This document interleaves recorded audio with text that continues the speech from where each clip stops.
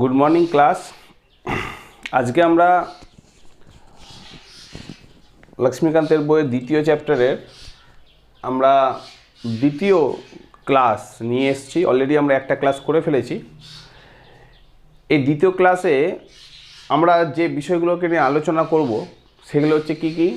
একটা হচ্ছে objective resolution. Objective resolution বলতে ভারতের সংবিধানের প্রস্তাবনাতে যে প্রস্তাবনা লেখা হয়েছিল, সংবিধান কোন দিক দিয়ে যাবে, ঠিক আছে, সংবিধানকে আমরা কোন দিকে নিয়ে যাব, তো সেটা নিয়ে একটা তোমার হচ্ছে খসড়া আগাম জওহরলাল নেহরু তোমার হচ্ছে বক্তব্য দিয়েছিল। কোথায় দিয়েছিল? সংবিধান সভাতে। তো সেই সংবিধান সভাতে যে বক্তব্যগুলো দিয়েছিল যে আমাদের সংবিধান কী ধরনের হওয়া উচিত, সেটাই হলো অবজেক্টিভ রিসলিউশন। আশা করি আমি তোমাদেরকে বোঝাতে পেরেছি। তো সেই অবজেক্টিভ রিসলিউশন সম্বন্ধে এখানে আমরা জানবো, ঠিক আছে।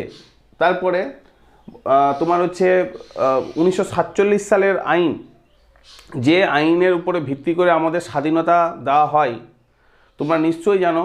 তোমার হচ্ছে মাউন্টব্যাটেন পরিকল্পনার মাধ্যম দিয়ে তোমার হচ্ছে মুসলিম লীগ যখন বেরিয়ে গেল, আলাদা পাকিস্তান তৈরি করে নিল, ঠিক আছে, তখন তোমার হচ্ছে মাউন্টব্যাটেন পরিকল্পনারই তোমার হচ্ছে নিয়ম অনুযায়ী কি করা হলো, কিছু সংশোধন আসলো।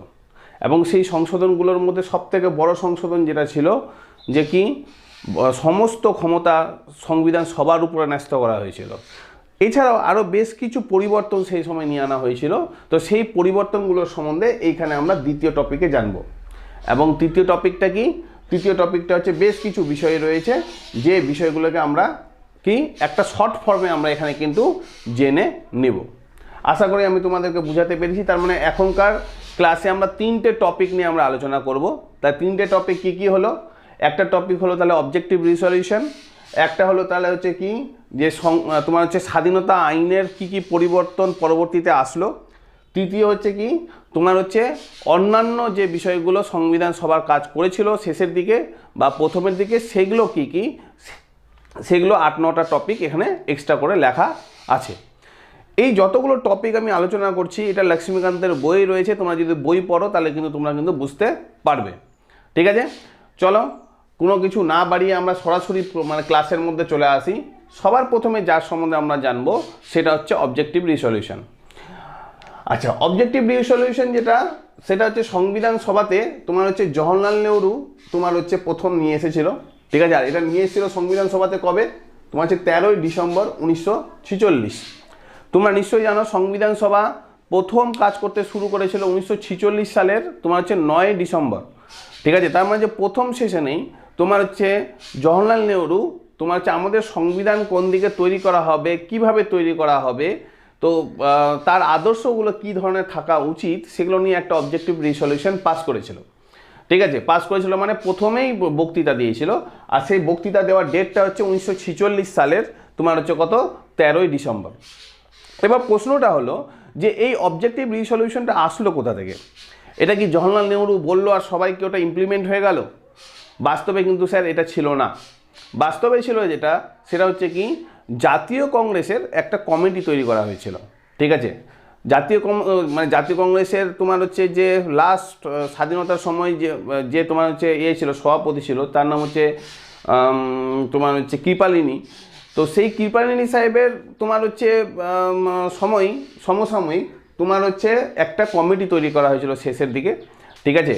তো সেই শেষের দিকে যে কমিটি তৈরি করা হয়েছিল, সেই কমিটির উপরে ভিত্তি করে তোমার হচ্ছে মানে জাতীয় কংগ্রেসের কমিটি ঠিক করে যে কি কি বিষয়ের উপরে তোমার হচ্ছে আমাদের দেশের সংবিধান হওয়া উচিত। এবার আমাদের জাতীয় কংগ্রেস সেই সময় লার্জেস্ট পার্টি ছিল। ভারতবর্ষের প্রায় সমস্ত স্তরে তোমার হচ্ছে জাতীয় কংগ্রেসেরই তোমার হচ্ছে কি বলবালা বা প্রাধান্যতা ছিল।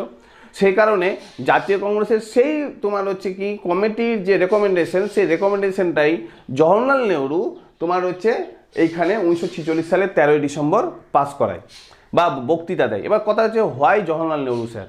জওহরলাল নেহরু হওয়ার পিছনে কারণ হচ্ছে যে মাথায় রাখবে, ফার্স্ট ইন্ডিয়ান ক্যাবিনেটের প্রথম প্রাইম মিনিস্টার তিনিই ছিলেন। এবং প্রাইম মিনিস্টার তার মানে মনোনীত প্রাইম মিনিস্টার হলেও তার পদাধিকার বলে সে কিন্তু তোমার হচ্ছে 1946 সালের 13ই ডিসেম্বর এই রিজলিউশনটা তোমার হচ্ছে প্রথম পড়েছিল, হলো। এবার কথা হচ্ছে সেই রিসলিউশনটা তাহলে তোমার হচ্ছে জওহরলাল নেহরু পড়েছিল, আশা করি বুঝে গেলে। আচ্ছা, আর এই রিসলিউশনটা পুরোপুরি তোমার হচ্ছে 1946 সালে 13 ডিসেম্বর পড়া হলো। আর এটা পুরোপুরি একটা দার্শনিক চিন্তাধারা, ফিলোসফিক্যাল কনসেপ্ট এটা, ঠিক আছে, এটা পুরোপুরি ফিলোসফিক্যাল কনসেপ্ট। আর এটাও মাথায় রাখবে এই রিসলিউশনটাকে পাস করা হলো, দেখো শেষের দিকে লেখা আছে, পাস করা হলো তোমার হচ্ছে জানুয়ারি মাসের 22 তারিখে 1947 সালের, অর্থাৎ 1947 সালের 22শে জানুয়ারি এই রিসলিউশনটাকে পাস করা হলো। পাস করা হলো কোথায় স্যার? সংবিধান সভাতেই। সংবিধান সভাতে এটা পাস করা হলো, তার কথাটার মানে কি? তাহলে আমরা এই আইডিওলজিগুলো নিয়েই আমরা কি করব? সংবিধানটাকে তৈরি করব। এটা কিন্তু সংবিধান সভাও মেনে নিল। তো ওখানে পাস করা কেন দরকার ছিল?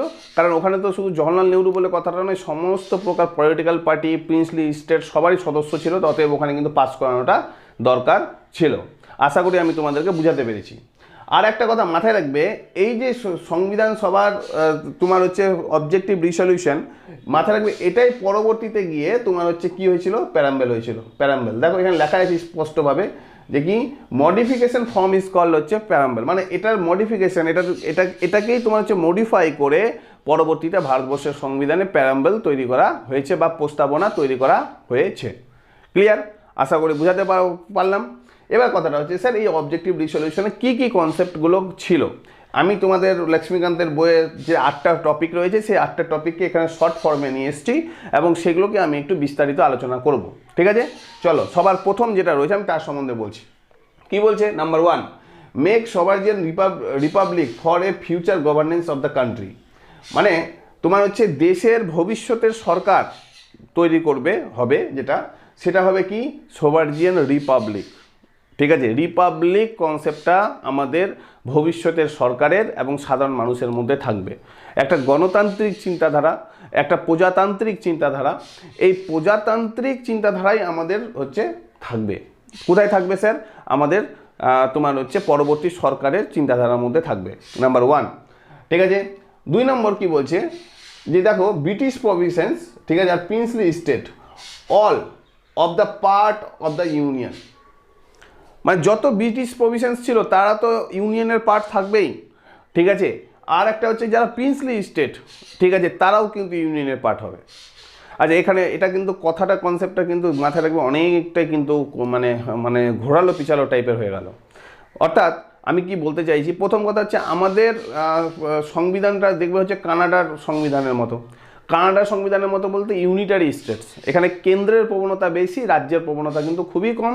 এবং ভারতবর্ষের সংবিধানে আমার মনে হয় না কোনো জায়গায় লেখা আছে যে তোমার হচ্ছে ফেডারেল স্ট্রাকচার। সুপ্রিম কোর্টের বিভিন্ন রায় বা জাজমেন্টের মাধ্যম দিয়ে ফেডারাল বা তোমার হচ্ছে যুক্তরাষ্ট্রীয় ব্যবস্থার কথাটা কিন্তু আমরা পাই, কিন্তু বাস্তবে কিন্তু ভারতবর্ষের সংবিধানে বিভিন্ন জায়গাতে, বিশেষ করে সংবিধানের প্রথম ধারাতে লেখা রয়েছে we are the union of states. ঠিক আছে, তার মানে হচ্ছে কেন্দ্রের প্রবণতা এখানে কিন্তু বেশি। এবং দেখবে সচরাচর দেখবে যে আমাদের সব কিছুতে কেন্দ্রীয় প্রবণতা কিন্তু দেখতে পাওয়া যায়, ঠিক না? তো সেই কেন্দ্রীয় প্রবণতারই এটা একটা কনসেপ্ট যে যতগুলো ব্রিটিশ প্রভিন্স রয়েছে সেটা তো ইউনিয়নের পার্ট থাকবেই। মাথায় রাখবে যারা তোমার হচ্ছে প্রিন্সলি স্টেট, ঠিক আছে, সেই প্রিন্সলি স্টেটরাও কিন্তু এর পার্ট থাকবে। প্রিন্সলি স্টেটরাও তোমরা নিশ্চয়ই জানো 93টা প্রিন্সলি স্টেট ছিল, তার মধ্যে 23টা পাকিস্তানের সাথে চলে গেছিলো, 70টা প্রিন্সলি স্টেট আমাদের এখানে তোমার হচ্ছে সংবিধান সভার সাথে যুক্ত ছিল। তো প্রতিটা প্রিন্সলি স্টেটই তোমার হচ্ছে কোথায় থাকবে? তোমার হচ্ছে ইউনিয়নেরই পার্ট থাকবে। তাহলে ইউনিয়ন কথাটার মানে কি? তাহলে এক কেন্দ্র বিশিষ্ট তোমার হচ্ছে দেশের অংশ থাকবে। ঠিক আছে, এটা হলো নাম্বার 2। নাম্বার 3 কি বলছে? Boundaries or other things of territories control by the constitutional assembly and thereafter law of the constitution.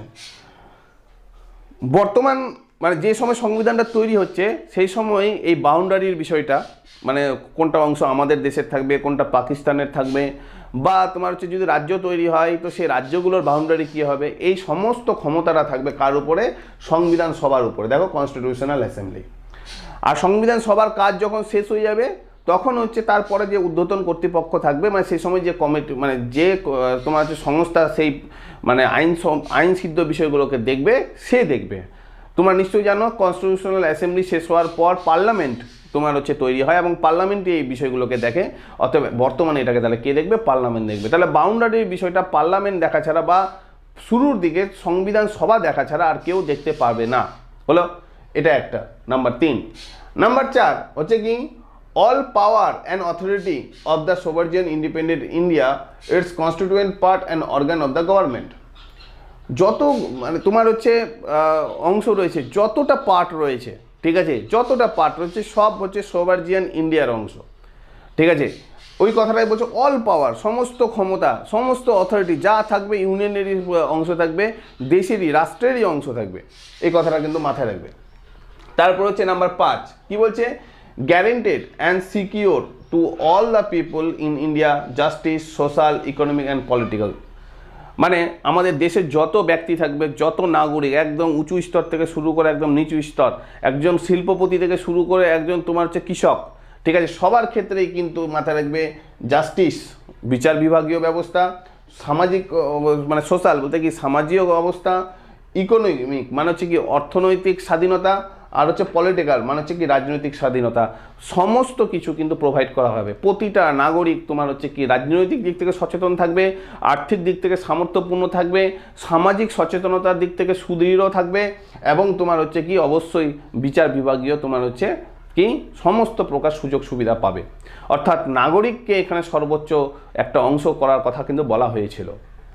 Number 6 কি বলছে, safeguard provide for the minorities and backward and tribals areas, ঠিক আছে, যারা আমাদের দেশের minority থাকবে, ঠিক আছে, আমাদের দেশের যারা তোমার হচ্ছে ব্যাকওয়ার্ড ক্লাস থাকবে, আমাদের দেশের যারা ট্রাইবাল গ্রুপ থাকবে, ঠিক আছে, ট্রাইবাল এরিয়াগুলো রয়েছে সেগুলো প্রোটেক্টেড থাকবে, সেফগার্ড থাকবে। সেফগার্ড মানে ওদের জন্য আলাদা সংরক্ষণের ব্যবস্থা থাকা হোক বা যে কোনো ধরনের ব্যবস্থা থাকুক, তাদেরকে একটা আলাদা মর্যাদা দিতে হবে যাতে করে তারা সমাজের মূল স্রোতে যাতে ফিরে আসতে পারে।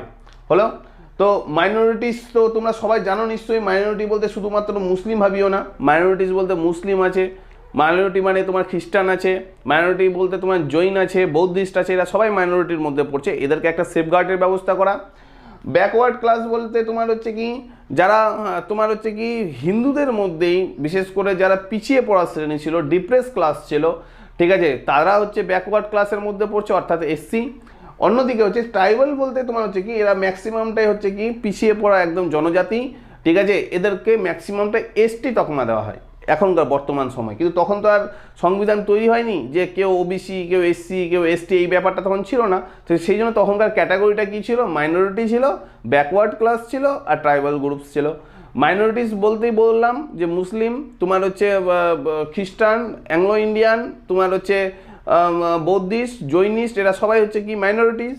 হ্যাঁ, ট্রাইবাল তোমার হচ্ছে ব্যাকওয়ার্ড ক্লাস বলতে শুধুমাত্র ডিপ্রেস ক্লাসের মধ্যে যারা এসসি তারা হচ্ছে ব্যাকওয়ার্ড ক্লাস, আর হচ্ছে ট্রাইবাল এরিয়াস বলতে তোমার হচ্ছে কোনটা, যারা এসটির মধ্যে পড়ছে তারা হচ্ছে ট্রাইবাল মানে এরিয়া ওরিয়েন্টেড আর কি। এরিয়া মানে তো অঞ্চল, বুঝতেই পারছো, মানে যে এলাকাতে ওরা থাকছে সেই এলাকাটাকে সেফগার্ড করার কথা বলছে।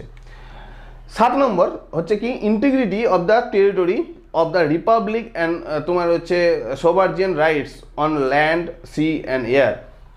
আমাদের দেশের ভূমিতে, আমাদের দেশের জলে, আমাদের দেশের বায়ুতে, সব কিছুতেই তোমার কি থাকবে, একটা স্বাধীনতার ছোঁয়া থাকবে, ঠিক আছে, সমস্ত কিছু আমাদের নিজস্ব, ঠিক আছে, সমস্ত কিছু রাষ্ট্রের, সমস্ত কিছু ভারতীয়দের, এখানে কোনো বিদেশিদের কোনো কিন্তু হস্তক্ষেপ থাকবে না, এখানে কিন্তু কোনো বিদেশিরা এখানে কোনো ধরনের আর তোমার হচ্ছে ভূমিকা গ্রহণ করতে পারবে না। হলো নাম্বার 7।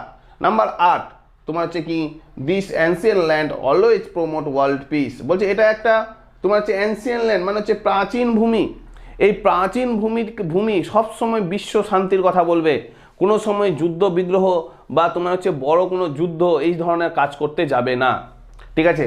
এটা তো বুঝতে পারছো ভারত এখনও অংশগ্রহণ করছে এই ধরনের ইউক্রেন এবং রাশিয়ার যদি পলিসি দেখো তাহলে বুঝতে পারবে ওই জায়গাটা তো একটা সেম ব্যালেন্স নীতি নিয়ে চলছে।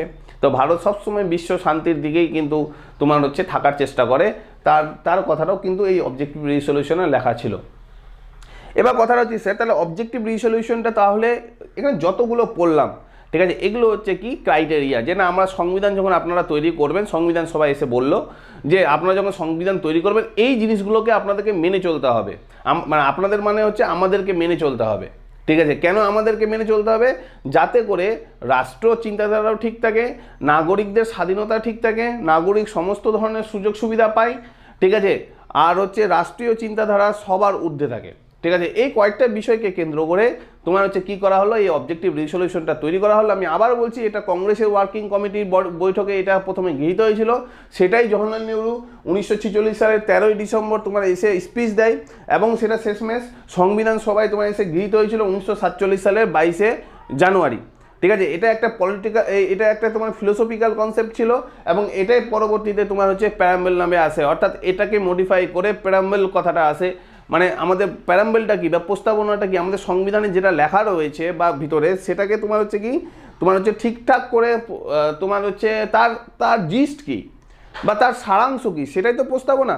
ঠিক একইভাবে তোমার হচ্ছে কি আমাদের সংবিধান কিভাবে তৈরি হবে, ঠিক আছে, তো তার একটা সারাংশ এই অবজেক্টিভ রেজলিউশনের মাধ্যম দিয়ে ভারতবর্ষের ফার্স্ট ক্যাবিনেটের ফার্স্ট প্রাইম মিনিস্টার অর্থাৎ জওহরলাল নেহরু প্রথম তোমার হচ্ছে এসে স্পিচ বা বক্তৃতা দিয়েছিলেন। আর এই বক্তৃতাটা কোথায় দিয়েছিলেন? কনস্টিটিউশনাল অ্যাসেম্বলি বা সংবিধান সভার মধ্যে দিয়েছিলেন। আজকের ক্লাসের 3টা টপিকের মধ্যে তাহলে আমরা একটা টপিকের ক্লাস কিন্তু আলোচনা করলাম, এটার নাম হচ্ছে কি স্যার? তাহলে অবজেক্টিভ রেজলিউশন। নেক্সট 2 নম্বর টপিক দেখো কি, আমি কিছুক্ষণ আগেই বলছিলাম যে ভারতবর্ষের সংবিধানে তোমার হচ্ছে কি, তোমার নিশ্চয় জানো আমরা যে স্বাধীনতা পাই 1947 সালের তোমার হচ্ছে স্বাধীনতা আইনের মাধ্যম দিয়ে। কিন্তু 1947 সালের স্বাধীনতা আইনের পরে পরে একটা বড় ঘটনা ঘটে যায়, পাকিস্তান বলে একটা আলাদা রাষ্ট্র তোমার হচ্ছে তৈরি হয়, এবং এটা মাউন্টব্যাটেন পরিকল্পনার মাধ্যম দিয়ে। তো এই মাউন্টব্যাটেন পরিকল্পনা যখন হলো তখন কি করা হলো, তোমার হচ্ছে 1947 সালের আইনের মধ্যে বেশ কিছু পরিবর্তন নিয়ে আনা হলো।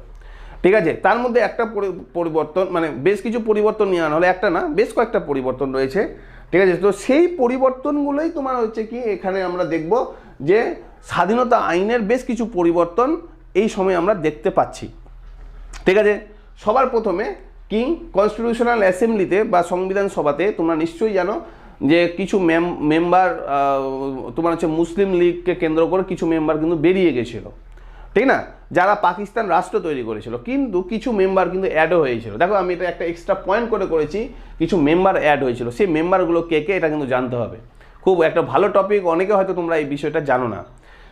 যেমন ধরো কি 6টা স্টেটের তোমার হচ্ছে একজন করে রিপ্রেজেন্টেটিভ তোমার হচ্ছে থাকবে, মানে এসেছিল, মানে আরও 6টা মেম্বার, ঠিক আছে, 6টা স্টেট থেকে তোমার হচ্ছে কী হয়েছিল, তোমার হচ্ছে বেড়ে গিয়েছিল। ঠিক আছে, 2 নম্বর হচ্ছে কি অন্যান্য প্রিন্সলি স্টেট যেগুলো ছিল, যারা সেই সময় প্রথমের দিকে তোমার হচ্ছে ভারতের সাথে যুক্ত হতে চায়নি বা তোমার হচ্ছে ব্রিটিশরা তাদেরকে একত্রিত করতে পারেনি, অনেক প্রিন্সলি স্টেট পরবর্তীতে কিন্তু এই সংবিধান সভায় এসে যুক্ত হয়, হলো 2 নম্বর। 3 নম্বর হচ্ছে কি স্যার, এই যে মুসলিম লীগ, ঠিক আছে, মুসলিম লীগের এখানে একটু ব্যাপার আছে। মুসলিম লীগ মানে আমাদের মাথায় কনসেপ্ট আছে যে তোমার হচ্ছে তারা পাকিস্তানে চলে গেছিলো, তারা পাকিস্তানে তোমার হচ্ছে রাষ্ট্র তৈরি করেছিল, কথাটা হয়তো বাস্তব, কিন্তু মুসলিম লীগের স্যার 2টো শাখা ছিল, অর্থাৎ এক মুসলিম লীগের এক শ্রেণী চিন্তাধারা ছিল, তারা কি করবে, তারা পাকিস্তানে গিয়ে আলাদা রাষ্ট্র তৈরি করবে। আর এক শ্রেণী মুসলিম লীগেরই একটা শাখা ছিল, যারা ওদের চিন্তাধারায় ছিল না, তারা বলতো যে না আমরা এই দেশে থেকেই আমরা কিন্তু রাষ্ট্রের সাথে থাকবো। ঠিক আছে, তো মুসলিম লীগের তাহলে এক শ্রেণী তারা তাহলে পাকিস্তানে যায়নি। ঠিক আছে, তো ওই কথাটা এখানে দেখো লেখা আছে যে Muslim League member from the India's part, ঠিক আছে, তারা অ্যাড হলো। ঠিক আছে, যারা ভারতবর্ষের তোমার হচ্ছে মুসলিম লীগের পার্ট ছিল, ঠিক আছে, ভারতীয় মুসলিম লীগের পার্ট ছিল, তারা এবার কি হলো, সংবিধান সভাতে এসে যুক্ত হলো। তো এই হলো 3টে শ্রেণী যারা সংবিধান সভাতে সেই সময় যুক্ত হয়েছিল। কোন সময়? তোমার হচ্ছে মুসলিম লীগ যে তোমার হচ্ছে পাকিস্তান বলে একটা আলাদা রাষ্ট্র তৈরি করার জন্য সংবিধান সভা থেকে বেরিয়ে গেছিলো, তখন এই 3 শ্রেণী যুক্ত হয়েছিল। তার 3 শ্রেণী কে কে? 6টা রাজ্য থেকে 6টা রিপ্রেজেন্টেটিভ, কিছু প্রিন্সলি স্টেট থেকে নতুন করে অ্যাড হওয়া, আর হচ্ছে কি ভারতীয় মুসলিম লীগের সাথে কিছু মেম্বার, হলো। তো এই 3 জন এসে যুক্ত হয়েছিল, হলো। এবার কথাটা হচ্ছে তোমার হচ্ছে কি কি পরিবর্তন এই সময় তোমার হচ্ছে এই আইনে করা হলো। ঠিক আছে, তো প্রথম পরিবর্তনটা দেখো, দা কি লেখা আছে, the assembly was made a fully sovereign body. এতদিন ধরে ক্ষমতাটা কার হাতে ছিল? তোমার 1947 সালে আইন অনুযায়ী ক্ষমতাটা ছিল হচ্ছে যে ভারতীয় গভর্নর জেনারেল, তার উপরে। কিন্তু তোমার মাউন্টব্যাটেন পরিকল্পনা অনুযায়ী ভারতীয় গভর্নর জেনারেলের হাতে ক্ষমতাটা না দিয়ে সেই ক্ষমতাটা দিয়ে দেওয়া হলো কার উপরে? সংবিধান সভার উপর। তার মানে সংবিধান সভা একদম সেই সময় কিন্তু মাথায় রাখবে 1947 থেকে 1949 2 বছর কিন্তু সুপ্রিম ক্ষমতা ভোগ করেছিল। সুপ্রিম মানে একদম ব্যাপক ক্ষমতা ভোগ করছিল, রাষ্ট্রের সমস্ত ক্ষমতা কিন্তু এই সংবিধান সভার উপরেই কিন্তু ছিল। হলো নাম্বার দুই সংবিধান সভা দুটো কাজ করতে শুরু করলো সেই সময়, ঠিক আছে। সংবিধান সভা দুটো কাজ করতে শুরু করলো। কি কি দুটো কাজ? একটা হচ্ছে কি সংবিধান তৈরি করা, দেখো লেখাই যাচ্ছে work as a constitutional body. Constitutional body মানে হচ্ছে সংবিধান তৈরি করা। আর এই সংবিধান তৈরি করার যেটা কাজ করবে তার চেয়ারম্যান বা তার প্রেসিডেন্ট যিনি ছিলেন তার নাম হচ্ছে ডক্টর রাজেন্দ্র প্রসাদ, ঠিক আছে। এই সংবিধান সভায় আবার আরেকটা দ্বিতীয় কাজ করতে শুরু করলো। কি কাজ? তোমার হচ্ছে work as a legislative body, মানে হচ্ছে তোমার হচ্ছে আইনসভার কাজ করতে শুরু করলো, ঠিক আছে। এবং এই আইনসভার কাজ যে করতে তার প্রেসিডেন্ট বা চেয়ারম্যান যিনি ছিল তার নাম হচ্ছে জিভি মাভলাঙ্কার। তোমরা নিশ্চয়ই জানো এই জিভি মাভলাঙ্কারই হচ্ছে আমাদের স্বাধীনতার পরবর্তীতে তোমার হচ্ছে বা 1950 সালের পরে যখন প্রথম তোমার হচ্ছে হলো ভোট হলো, তো তার প্রথম তোমার হচ্ছে তোমার লোকসভার তোমার হচ্ছে স্পিকার যিনি হয়েছিলেন তার নাম হচ্ছে জিভি মাভলাঙ্কার। তো জিভি মাভলাঙ্কারের তোমার হচ্ছে পরিচয় শুধু ওখানেই কিন্তু শেষ নয়। সংবিধান সভা দুটো কাজ করতো। প্রথম কাজ কি করতো? যে সংবিধান তৈরি করা, আর এই সংবিধান তৈরি করার সমস্ত দায়িত্ব যার উপরে ছিল চেয়ারম্যান হিসেবে সেটা হচ্ছে ডক্টর রাজেন্দ্র প্রসাদের উপরে। তবে প্রথমের দিকে মাথায় রাখবে দুদিনের জন্য সচিবানন্দ সিনহা ছিল, ঠিক আছে। পরবর্তীতে এটা ডক্টর রাজেন্দ্র প্রসাদই কিন্তু চালায়। তো সংবিধান সভার তোমার হচ্ছে সংবিধানের যে পার্টগুলো তৈরি করে দিচ্ছিল সেই পার্টগুলোর উপরে ভিত্তি করে আইন তো তৈরি করতে হবে। কেন? সংবিধান হচ্ছে কি একটা জাস্ট নীতিগত আদর্শ। সেই সংবিধানের উপরে ভিত্তি করে আমাদের এখন বর্তমানে পার্লামেন্টে কি তৈরি হয়? আইন তৈরি হয়। তো সেই আইন তোমার হচ্ছে কি হবে? আমাদের কাছে ইনফোর্স হয়। তো ঠিক একই সেই সময়ও সংবিধান সভা যে তোমার হচ্ছে সংবিধানের যে অংশটা তৈরি করে নিল তার উপরে ভিত্তি করে কি করা হতো? আইন তৈরি করা হতো। আর এই আইন তৈরি করার জন্য একটা বডি তৈরি করা হয়েছিল যার নাম হচ্ছে কি লেজিসলেটিভ বডি বা আইনসভা। এবং তার চেয়ারম্যান ছিল হচ্ছে কে? তোমার হচ্ছে তোমার হচ্ছে জিভি মাভলাঙ্কার। এইভাবে সংবিধান সভা, মাথায় রাখবে সংবিধান সভা একদিকে যেমন সংবিধান তৈরি করার কাজ করছিল, অন্যদিকে first parliament of the free India, অর্থাৎ আমাদের স্বাধীন ভারতবর্ষের প্রথম পার্লামেন্ট কিন্তু এই সংবিধান সভাকেই বলা হয়। আর সেটা বলা হয় কার জন্য? জিভি মাভলাঙ্কারের নেতৃত্বে এই যে লেজিসলেটিভ বডি যা আইন তৈরি করছিল সেই কারণে এটাকে প্রথম পার্লামেন্টও বলা হয়ে থাকে। আশা করি আমি তোমাদেরকে 2 নম্বর পয়েন্টটা বুঝাতে পেরেছি।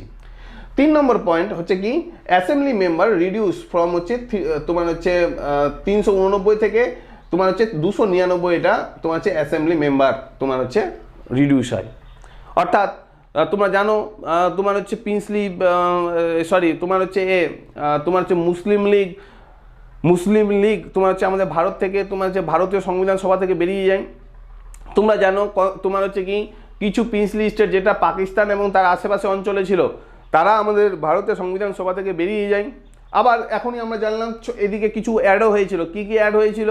তোমার হচ্ছে 6টা স্টেট থেকে 6 জন রিপ্রেজেন্টেটিভ অ্যাড হয়েছিল। তারপরে হচ্ছে যারা ভারতীয় তোমার হচ্ছে প্রিন্সলি স্টেট কিন্তু এতদিন তোমার হচ্ছে সংবিধান সভায় যুক্ত হয়নি তাদের মধ্যেও অনেকে যুক্ত হলো। তারপর হচ্ছে কি স্যার ভারতীয় যে মুসলিম লীগ তাদেরও সদস্যরা কিন্তু ভারতের সংবিধান সভায় যুক্ত হলো। তাহলে কিছু বের হলো আর কিছু যুক্ত হলো। তার উপরে ভিত্তি করে 389 থেকে সেটা কমে দাঁড়িয়ে সেটা 299 এসে দাঁড়িয়েছিল। আমি এর আগের ভিডিওতে এটা আমি 289 বলেছিলাম, মাথায় রাখবে এটা 289 হবে না, এটা 299 হবে, ঠিক আছে। আচ্ছা নেক্সট, তাহলে আশা করি তোমার হচ্ছে 1947 সালের আইনের মাধ্যম দিয়ে কি পরিবর্তন আসলো আশা করি তোমাদেরকে বুঝাতে পেরেছি। আর 3টে পরিবর্তনের ক্ষেত্রে শুধু 3 নম্বর পরিবর্তনটা যদি বাদ দিয়ে দিই, প্রথম 2টা পরিবর্তনই ছিল হচ্ছে কার? তোমার হচ্ছে সংবিধান সভার হচ্ছে কি একদম তোমার হচ্ছে সেই ক্ষমতাকেই কিন্তু তোমার হচ্ছে কি করে প্রকাশ করে। আশা করি আমি তোমাদেরকে বুঝাতে পেরেছি। নেক্সট হচ্ছে কি আদার ফাংশনস পারফর্মড, মানে অন্যান্য কিছু টপিক। এখানে আমি 9টা টপিক লিখে রেখেছি, এগুলো তোমাদের এমসিকিউ কোশ্চেনের জন্য আসতেও পারে। আর এগুলো আমি লিখে রেখেছি বলতে তোমাদের লক্ষ্মীকান্তের বইয়েও এটা কিন্তু এই ধরনেরই একটা পয়েন্ট করে করা রয়েছে। আমি এটাকে 9টা টপিককে তোমাদেরকে আলোচনা করে দিচ্ছি। হলো কি সবার প্রথমে হচ্ছে ভারত তোমার হচ্ছে কমনওয়েলথের মেম্বারশিপ পায়। আর এই কমনওয়েলথের মেম্বারশিপ পায় হচ্ছে 1949 সালের তোমার হচ্ছে মে মাসে। কমনওয়েলথের মেম্বারশিপ বলতে স্যার তোমার হচ্ছে ব্রিটিশরা যে সকল উপনিবেশে তোমার হচ্ছে শাসন করতো সেগুলোতে তোমার নিশ্চয়ই জানো দ্বিতীয় বিশ্বযুদ্ধের পরে প্রায় সবগুলোকে স্বাধীনতা দিতে শুরু করে এবং তাদেরকে একত্রিত করে রাখার জন্য একটা ব্রিটিশ প্রভিশনস টাইপের একটা কি চিন্তাধারা নিয়ে আসে যার নাম হচ্ছে কমনওয়েলথ। তার মানে অর্থাৎ কমনওয়েলথের সদস্য শুধুমাত্র কারা ছিল, সদস্য কিন্তু হচ্ছে যারা ব্রিটিশ উপনিবেশের সাথে জড়িত ছিল তারাই কিন্তু ছিল। তো মাথায় রাখবে ভারতও কিন্তু তার মেম্বারশিপ গ্রহণ করেছে 1949 সালের মে মাসে। আর এটা কোথায় গৃহীত হয়েছিল? অবশ্যই সংবিধান সভাতে গৃহীত হয়েছিল। কেন হয়েছিল? কারণ সংবিধান সভাই কিন্তু তখন কিন্তু সুপ্রিম ছিল। হলো, মাথায় রাখবে এখনও মেম্বারশিপ কিন্তু আছে। আর এটাও ভারত চেষ্টা করছে আস্তে আস্তে কমনওয়েলথের মেম্বারশিপ থেকে ভারত সরে আসতে চাইছে। হলো নাম্বার 2, আমাদের ন্যাশনাল ফ্ল্যাগ যেটা, ঠিক আছে, সেই ন্যাশনাল ফ্ল্যাগটাকে অ্যাডপ্ট করা হলো 1947 সালের 22শে জুলাই। ঠিক আছে, আমাদের ন্যাশনাল ফ্ল্যাগ নিয়ে তোমার হচ্ছে বেশ কিছু তোমার হচ্ছে কন্ট্রোভার্সি রয়েছে। আমাদের ন্যাশনাল ফ্ল্যাগ 3 রঙের রয়েছে, অশোক স্তম্ভ রয়েছে, অশোক চক্র রয়েছে, স্তম্ভ বলছি সরি, অশোক চক্র রয়েছে। সেই অশোক চক্রের 24টা দাগ রয়েছে। ঠিক আছে, প্রতিটা কিছু না কিছু একটা কি প্রতীককে তোমার হচ্ছে ইন্ডিকেট করে।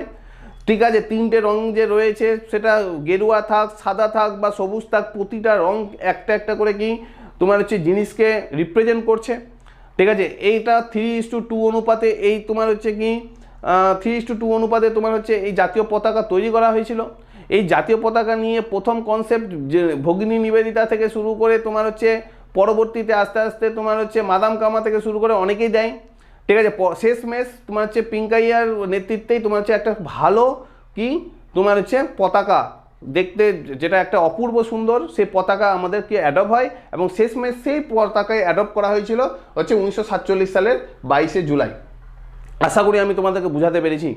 নেক্সট হচ্ছে কি adopt national anthem. National anthem বলতে হচ্ছে আমাদের যেটা জাতীয় সঙ্গীত, জাতীয় সঙ্গীত যেটা রবীন্দ্রনাথ ঠাকুর গেয়েছিল, মানে জনগণ মন। ঠিক আছে, তো সেটাও তোমার হচ্ছে ভারতবর্ষে আমাদের জাতীয় সঙ্গীত হিসাবে অ্যাডপ্ট করা হয়েছিল তোমার হচ্ছে 1950 সালের তোমার হচ্ছে 24শে জানুয়ারি। 1950 সালের 24শে জানুয়ারি জাতীয় সঙ্গীত রূপে তোমার হচ্ছে জনগণ মনকে অ্যাডপ্ট করা হয়। ঠিক আছে, আর এটাও কে করেছিল? সংবিধান সভাই করেছিল। তারপরে তোমার হচ্ছে আমাদের তোমার হচ্ছে ন্যাশনাল সং অর্থাৎ জাতীয় গান, ঠিক আছে, এটাও অ্যাডপ্ট করা হয়েছিল 24শে জানুয়ারি 1950 সালে। জাতীয় গানকেও অ্যাডপ্ট করা হলো তোমার হচ্ছে 24শে জানুয়ারি 1950। মাথায় রাখবে জাতীয় সঙ্গীত এবং জাতীয় গান কিন্তু এক নয়। জাতীয় সঙ্গীত হচ্ছে কি রবীন্দ্রনাথ ঠাকুরের জনগণ মন, ঠিক একইভাবে জাতীয় গান বলতে হচ্ছে তোমার হচ্ছে এর বঙ্কিমচন্দ্র চট্টোপাধ্যায়ের তোমার হচ্ছে আনন্দমঠ থেকে নেওয়া তোমার হচ্ছে বন্দে মাতরম। ঠিক আছে, বন্দে মাতরম সুজলাং সুফলাং রয়েছে। ঠিক আছে, তো মাথায় রাখবে সেটা হলো আমাদের জাতীয় গান। ঠিক আছে, তো সেই জাতীয় গান তোমার হচ্ছে আমাদের হচ্ছে কি অ্যাডপ্ট করা হলো 24শে জানুয়ারি 1950 সালে। ফার্স্ট প্রেসিডেন্ট, ঠিক আছে, ফার্স্ট প্রেসিডেন্ট ইলেক্টেড করা হলো। প্রেসিডেন্ট বলতে কি প্রথম রাষ্ট্রপতি হিসাবে নিশ্চয়ই জানো তোমার হচ্ছে ডক্টর রাজেন্দ্র প্রসাদকে নির্বাচিত করা হয়েছিল আমাদের ভারতবর্ষের প্রথম রাষ্ট্রপতি রূপে। তো তাকেও নেওয়া হয়েছিল তোমার হচ্ছে 1950 সালের 24শে জানুয়ারি। ঠিক আছে, তো মাথায় রাখবে এই প্রথম প্রেসিডেন্ট হিসাবে যে তাকেও নেওয়া হলো এটাও কিন্তু লাস্ট সেশনে, অর্থাৎ আমি বলতে এটা চাইছি 1950 সালের 24শে জানুয়ারিতে কিন্তু আমাদের সংবিধান সভার লাস্ট মিটিং হয়েছিল। ঠিক আছে, লাস্ট মিটিং হলো, সেই সময় কিন্তু রাষ্ট্রপতিও তোমার হচ্ছে নির্বাচিত হয়েছিল এবং রাষ্ট্রপতি নির্বাচিত কে হয়েছিল? সংবিধান সভার যে যিনি প্রেসিডেন্ট ছিলেন অর্থাৎ হচ্ছে তোমার হচ্ছে কে ডক্টর রাজেন্দ্র প্রসাদ, তিনি স্বাধীন ভারতবর্ষের প্রথম রাষ্ট্রপতি হন। হলো নেক্সট হচ্ছে কি টোটাল টাইম এই সংবিধান তৈরি করতে সব মিলিয়ে তোমার মাথায় রাখবে 2 বছর 11 মাস 18 দিন সময় লেগেছিল সংবিধান তৈরি করতে। 2 বছর 11 মাস 18 দিন, প্রায় 3 বছরের কাছাকাছি। আর এটা তৈরি করতে প্রায় তাদেরকে 11টা সেশনে বসতে হয়েছিল। ঠিক আছে, 11টা সেশন করতে হয়েছিল এই সংবিধান সভা তৈরি করতে, এই সংবিধান সভার মাধ্যম দিয়ে সংবিধান তৈরি করতে। ঠিক আছে, লাস্ট কিছুক্ষণ আগে বললাম ফাইনাল সেশন মানে সব থেকে শেষ সেশন হয়েছিল তাহলে 1950 সালের 24শে জানুয়ারি, কিছুক্ষণ আগে বললাম। তারপরে হচ্ছে কি first stage of the election মানে হচ্ছে ফার্স্ট জেনারেল ইলেকশন যেটা, সেটা তোমার হচ্ছে হয়েছিল 1951 থেকে 52-তে। ঠিক আছে, মানে 1951 সালের অক্টোবর থেকে শুরু হয়েছিল এবং 1952 সালেরও কিছুটা মাস গিয়ে এটা কিন্তু শেষ হয়েছিল। ঠিক আছে, আচ্ছা এটা কখন হলো? যখন সংবিধান পুরোপুরি গৃহীত হয়ে গেছিলো তারপরে। ক্লিয়ার? আচ্ছা নেক্সট হচ্ছে কি constitution maker make a experience from the 60 countries হচ্ছে কনস্টিটিউশন, অর্থাৎ তোমার হচ্ছে সংবিধান সভা তোমার হচ্ছে সবাই তো ব্যারিস্টার টাইপের লোক ছিল, ব্যক্তিত্ব ছিলেন ম্যাক্সিমাম ক্ষেত্রেই। তো সেই ব্যারিস্টার টাইপের ব্যক্তিরা যারা ছিলেন তারা কিন্তু সংবিধান তৈরি করার জন্য একটা পরিপক্ক সংবিধান তৈরি করার জন্য এক্সপিরিয়েন্স মানে তৈরি করতে চাইছিল। তো সেই সময় তারা প্রায় 60টা দেশের সংবিধান সেই সময় অনুধাবন করেছিল, পড়েছিল, স্টাডি করেছিল এবং সেখান থেকে ভালো ভালো ভিউ গুলো আমাদের কিন্তু অ্যাডপ্ট করা হয়েছে, এবং সব থেকে বেশি অ্যাডপ্ট করা হয়েছে 1935 সালের হচ্ছে ভারত শাসন আইন।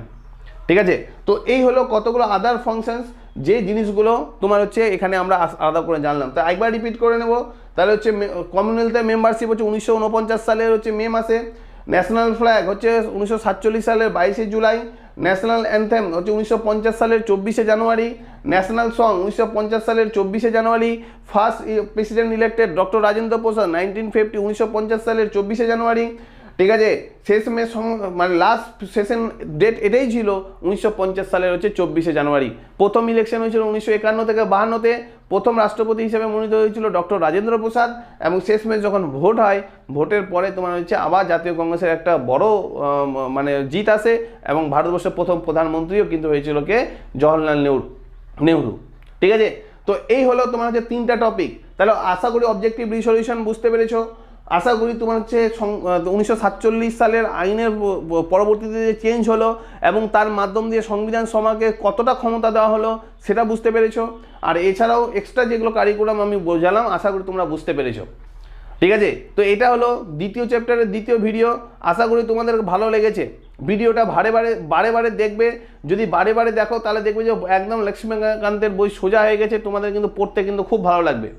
হলো, যদি তোমাদের ভিডিওটা ভালো লাগে তো অ্যাপ্রিসিয়েট করো, বন্ধু বান্ধব থেকে শুরু করে সবার সাথে শেয়ার করো, সাবস্ক্রাইব করো, যেটা আমি কিন্তু ভিডিও তৈরি করার ক্ষেত্রে এনার্জি পাই। আশা করি তোমাদের ভালো লেগেছে। ঠিক আছে, এইটা সেকেন্ড টপিক।